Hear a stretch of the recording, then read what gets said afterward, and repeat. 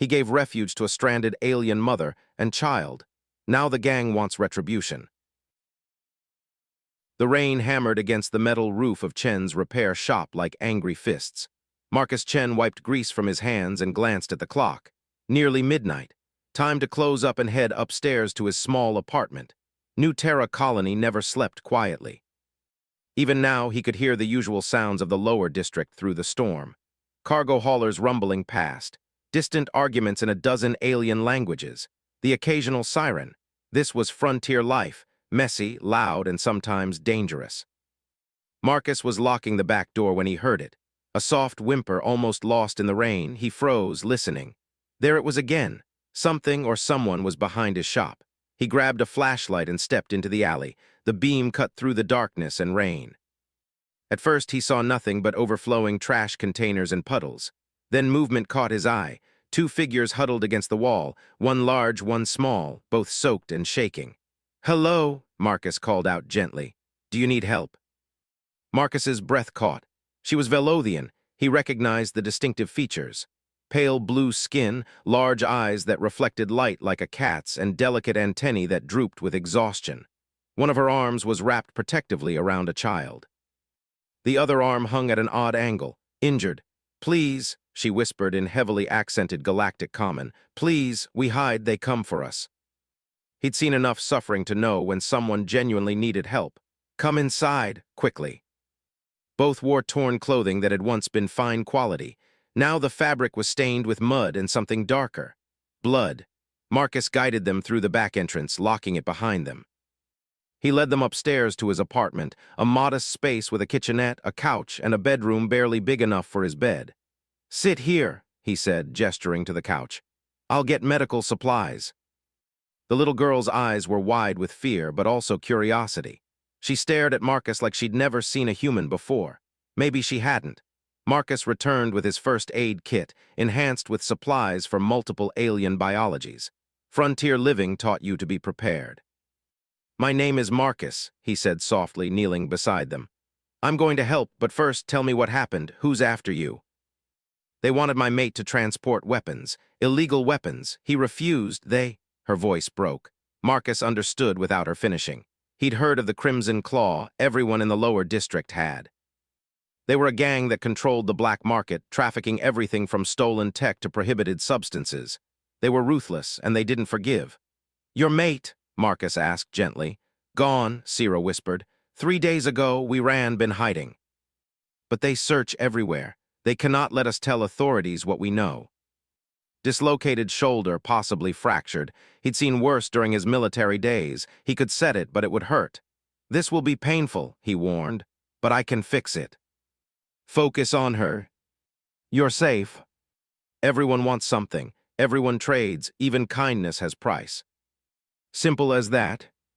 "I'll take the couch. Tomorrow we'll figure out what to do next." He spent the next 2 hours reinforcing his shop's security systems. His military engineering training came back easily. Magnetic locks, motion sensors, camera feeds, nothing fancy but better than what he'd had before. As he worked, Marcus glanced occasionally at the bedroom door upstairs. He'd made a choice tonight. A simple choice, really, help someone in need. But he knew the galaxy didn't always reward simple kindness. Through the front window, Marcus noticed a shadow across the street.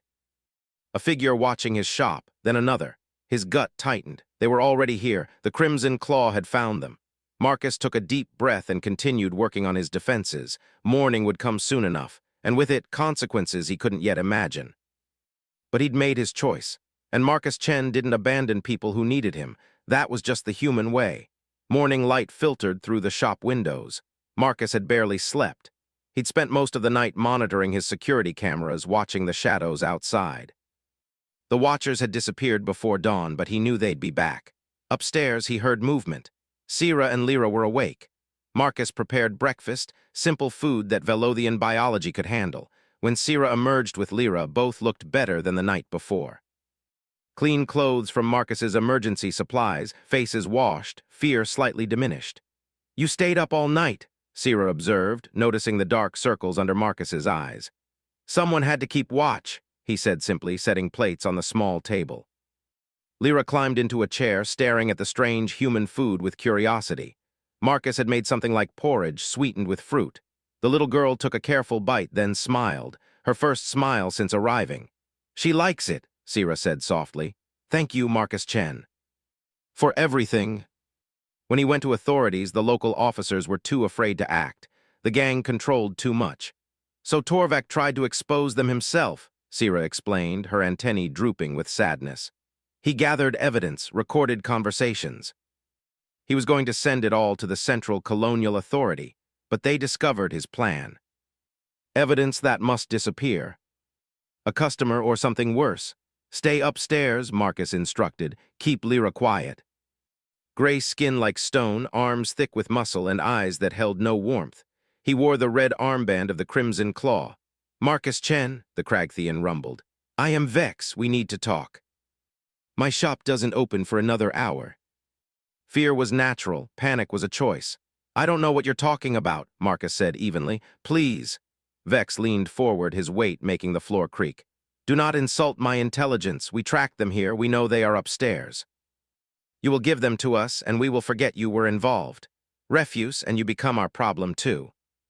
Live your life," Vex's voice dropped lower, "or make stupid choice, protect strangers, and discover why people fear the Crimson Claw." About the kind of man he wanted to be. "No," Marcus said simply. Vex's expression darkened. "No. Against our entire organization. You are either very brave or very stupid.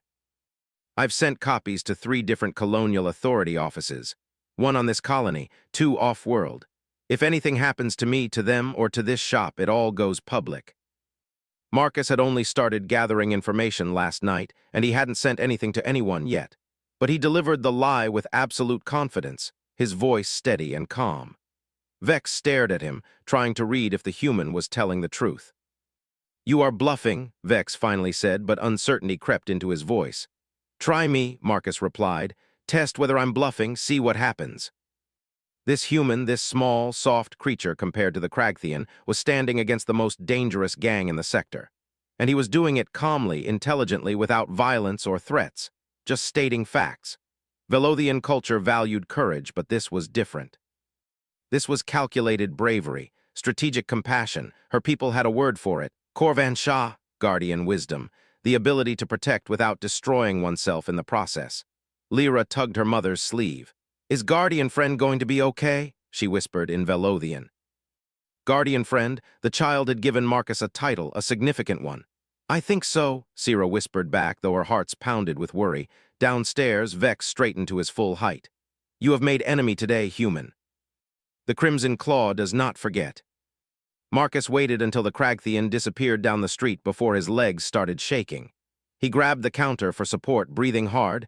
That had been close, too close. Sira appeared at the bottom of the stairs. "Marcus, what you did? I need to actually gather that evidence and send it to authorities before Vex realizes I was lying. She works for Colonial Defense now. If anyone can help us build a case against the Crimson Claw, it's her." "Why?" she asked again. "Why risk everything for us?" "Not to people under our protection." It showed a human figure standing tall, surrounded by light, protecting 2 smaller figures behind him. "Guardian Friend," Lyra said softly, offering him the drawing. Marcus took it, his throat tightening with emotion. "Thank you, Lyra. I'll keep this safe." That night, as the Watchers returned to their posts outside, Marcus worked late into the darkness. His old military friend had agreed to come. Help was coming, but so was trouble. The Crimson Claw couldn't act directly, not yet. Vex still wasn't sure if Marcus was bluffing about the evidence, but they had other ways to apply pressure, ways that didn't leave obvious fingerprints. Marcus noticed it first thing Monday morning. Mr. Thaxian's shop next door had fresh graffiti sprayed across the windows. Crude symbols that everyone in the lower district recognized. The mark of the Crimson Claw, a warning. By afternoon, Mrs. Velora's bakery 3 doors down had its windows smashed. Nothing stolen, just destruction. Another message. That evening, Marcus's regular suppliers started canceling orders. No explanations, just brief, nervous messages. "Sorry, can't help anymore. Find another supplier. Don't contact us again." Associate with Marcus Chen and the Crimson Claw would make your life difficult. Marcus watched his neighborhood slowly turn against him, not because people were cruel, but because they were afraid. They had families, businesses, lives that could be destroyed. He couldn't blame them, but it still hurt. "Your income," Sierra observed, watching Marcus cross another canceled order off his list. "It is disappearing." She'd been creating an entire gallery on the walls, scenes of humans and aliens living peacefully together. Her imagination painted a better world than the one outside. "Why do they hurt others?" Lyra asked suddenly in her improving galactic common. "The bad people, why hurt Mr. Thaxian? He did nothing wrong.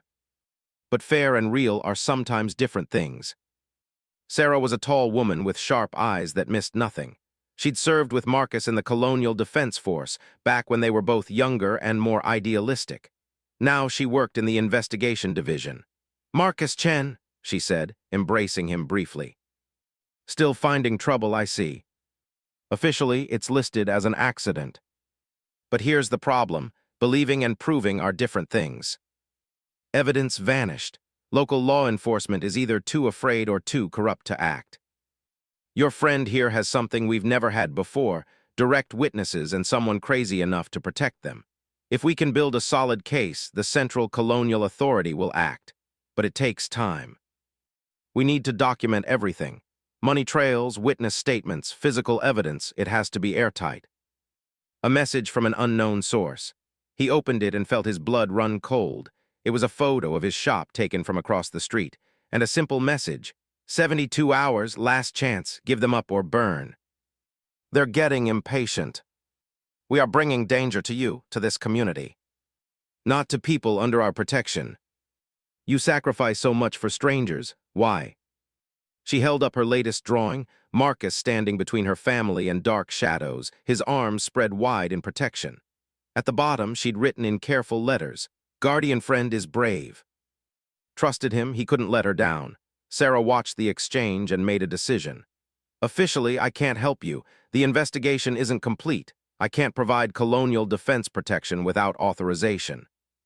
"But unofficially," Sarah smiled grimly, "I can make sure you have the tools you need to defend yourself, and I can work faster on building that case. Maybe cut it down to 10 days instead of 3 weeks.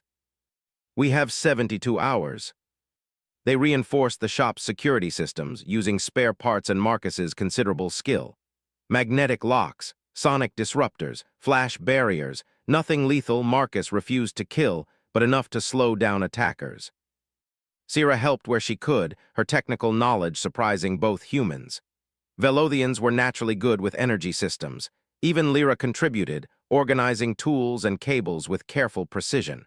As night fell, Marcus stood in his shop, surrounded by makeshift defenses. It wasn't much. Against a dozen armed gang members, it might buy them minutes, but minutes could mean the difference between life and death. "There's one more thing I can do," Marcus said quietly. He pulled up his computer and began typing. "What is that?" Sierra asked. "Information warfare." Marcus's fingers flew across the keyboard. "I've been gathering evidence for 3 days, everything I've learned about the Crimson Claw. Now I'm going to share it. Not with authorities, with the community." "You are making them very angry," Sierra warned. "Good," Marcus replied. "Angry enemies make mistakes, and maybe, just maybe, people will realize they don't have to be afraid anymore. You're gambling everything on community courage. That's a big gamble." Now the Crimson Claw could act openly. Self-defense against someone attacking their reputation. The countdown had begun. 3 days until confrontation. 3 days until Marcus Chen would learn whether human courage could stand against organized cruelty. 3 days until the lower district would have to choose: continue living in fear or stand with one stubborn human who refused to abandon the innocent. Lyra looked up at Marcus, her young face serious. "You will keep us safe." "I'll do everything I can, I promise." Whatever happened in 3 days, whatever the Crimson Claw brought, he would not let fear win. That was just the human way. The 3rd day arrived with heavy silence. Marcus woke before dawn, his body tense with anticipation. Today was the deadline. Today the Crimson Claw would come. He checked his defenses one final time. Everything was ready. His makeshift security systems hummed quietly, waiting. Sarah had left additional supplies during the night: non-lethal weapons, medical supplies, and a direct emergency link to colonial defense. She couldn't provide official protection, but she'd done everything else possible. Upstairs, Sierra was already awake, holding Lyra close. "Today," she said simply when Marcus entered. "Today," he confirmed. "Stay upstairs, no matter what happens, stay away from the windows. Save her at least." Yet somehow it made her believe impossible things might be possible. The morning passed slowly. Marcus opened his shop as usual, though no customers came. The street outside was emptier than normal. People sensed what was coming. They were hiding, waiting to see what would happen. Noon came and went, then afternoon. At exactly 6 o'clock, Marcus's security cameras picked up movement, lots of movement. Vex appeared first, his massive Kragthian form unmistakable. Behind him came others. A dozen gang members of various species, all wearing the red armband of the Crimson Claw. They carried weapons, energy batons, shock sticks, intimidation tools. They surrounded Marcus's shop in a wide circle.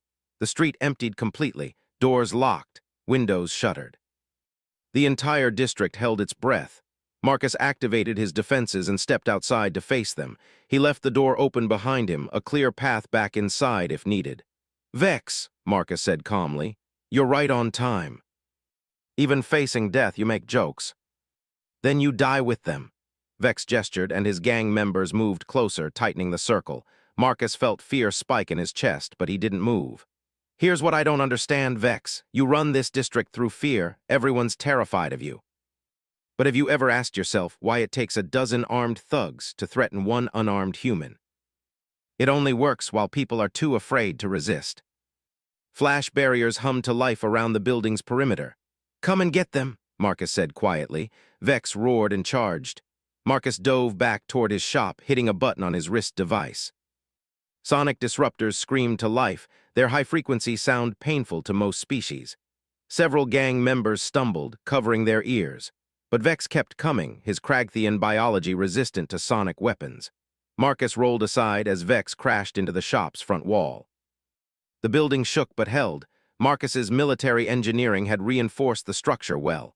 The gang members recovered and began their assault. Energy batons sparked against the flash barriers. Some tried to break windows, others searched for weak points. Inside the building, Sierra held Lyra tight, her heart's pounding. She could hear the chaos outside. Shouting, crashing, the sound of Marcus's defenses activating and deactivating as he managed them remotely. "Is Guardian Friend going to be okay?" Lyra whispered, tears streaming down her face. "I do not know, little light," Sierra admitted, her voice breaking. "I do not know." Vex had breached the outer barriers and was hammering on the reinforced door. The metal was denting. It wouldn't hold much longer. Marcus prepared his final fallback position, a reinforced room where he could shelter with Sierra and Lyra until Sarah arrived with colonial defense. If she arrived in time, then something unexpected happened. A door opened across the street. Old Mr. Thaxian stepped out of his vandalized shop. The elderly Centaurian moved slowly, leaning on his walking stick, but his 4 eyes were fixed on the scene with determination. He walked into the middle of the street and stopped. "Enough," Mr. Thaxian said, his voice surprisingly strong. Vex turned, annoyed. "Go back inside, old one. This does not concern you. For years we have let you terrorize this district. No more." Dozens of aliens, species who normally never cooperated, emerged from their homes and businesses. They formed a line between the Crimson Claw and Marcus's shop. Marcus stared in disbelief. His information dump had worked. People had seen the evidence, seen how the gang operated, seen their own fear reflected in data and documentation, and something had changed. "What is this?" Vex demanded, genuine confusion in his voice. "This is us," Mrs. Velora said firmly, choosing to stop being afraid. "We simply needed someone to remind us." All standing together, all refusing to move.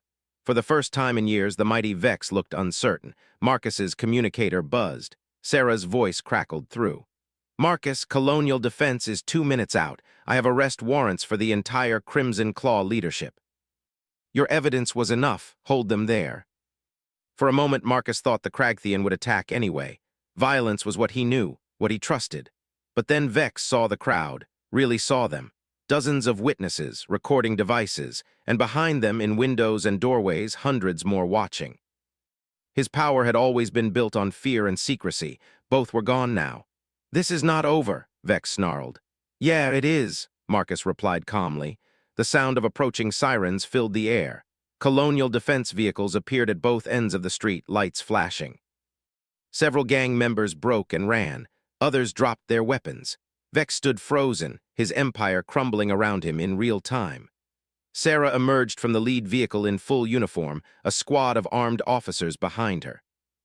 Vex of the Crimson Claw, you are under arrest for murder, extortion, weapons trafficking, and 47 other charges. Surrender now. Humans, Vex muttered, shaking his head in disbelief. Then he raised his hands in surrender. As colonial defense officers moved in to make arrests, the crowd erupted in cheers. Neighbors who had lived in fear for years suddenly embraced. Strangers celebrated together. The district had found its courage, and it had found it in the example of one stubborn human. Marcus sagged against his shop wall, exhaustion finally hitting him. Mr. Thaxian approached, placing a gentle hand on his shoulder. "Thank you," the old Centaurian said softly, "for reminding us who we could be." "Guardian Friend saved us," Lyra cried. "Guardian Friend saved everyone." That's how it's supposed to work. Not advanced technology, just the stubborn belief that doing the right thing mattered even when it was hard, especially when it was hard. And sometimes that belief was contagious. 2 weeks passed like a dream. The Crimson Claw's leadership sat in colonial defense custody, awaiting trial. Vex and his lieutenants faced enough charges to keep them imprisoned for decades. The evidence Marcus had gathered, combined with testimony from dozens of witnesses, had built an unbreakable case. The lower district transformed almost overnight. Without the gang's shadow, businesses reopened with new confidence. Streets that had been dangerous after dark now bustled with evening activity. Children played outside. Neighbors talked openly instead of whispering in fear. Marcus's repair shop became something of a community center. People stopped by not just for repairs, but to talk, to share stories, to help each other. The walls were covered with Lyra's drawings, colorful scenes of aliens and humans working together, playing together, building something better together. But the biggest surprise came on a quiet Thursday afternoon. Marcus was replacing a power coupling in a Centaurian woman's communication device when his shop's sensor chimed. He looked up to see a vessel landing in the plaza outside, a sleek ship with elegant lines and the distinctive markings of Velothian nobility. Sierra, who had been helping organize Marcus's chaotic parts inventory, froze, her antennae shot straight up in shock. That cannot be. The leader was an imposing male with silver-streaked antennae, a sign of age and wisdom among their people. They walked directly to Marcus's shop. "Sierra of House Talvin," the leader said formally as he entered. "We have searched for you for many cycles. And this is the human, Marcus Chen." Deep and respectful, the entire delegation followed his lead.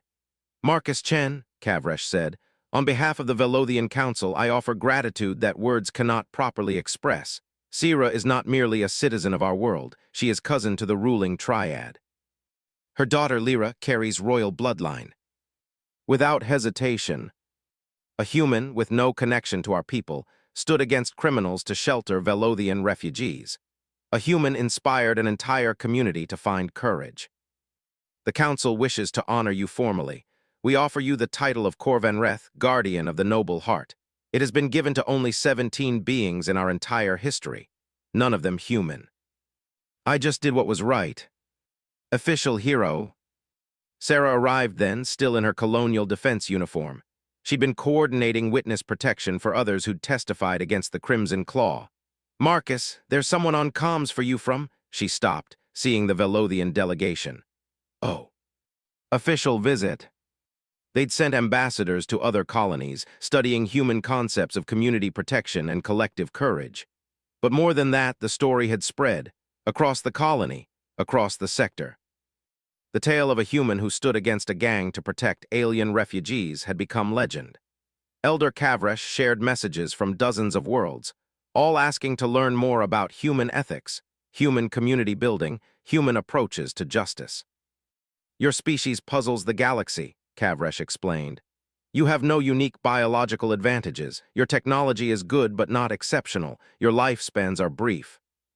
Yet you accomplish impossible things through sheer stubborn determination to do what you believe is right. Let's be honest, Humans can be just as selfish and cruel as any species. Not technology or weapons, but hope. The belief that ordinary beings can choose to do extraordinary good. Soon the shop filled with neighbors, all the people who had stood together against the Crimson Claw. It became an impromptu celebration. Different species sharing food, telling stories, laughing together. The barriers that had separated them for years had dissolved. Lyra moved around the room, showing everyone her latest drawing. It depicted the entire district. Humans, Velothians, Centaurians, Andromedans, and more, all holding hands in a circle around Marcus's shop. At the bottom, in careful letters, she'd written, "When one is brave, all can be brave. But we will never forget what you did for us. Elder Kavresh, I wish to remain on New Terra Colony. There is work to be done here, cultural exchange. Building understanding between species, I request permission to establish an embassy. Build bridges, that is what humans have taught us to do."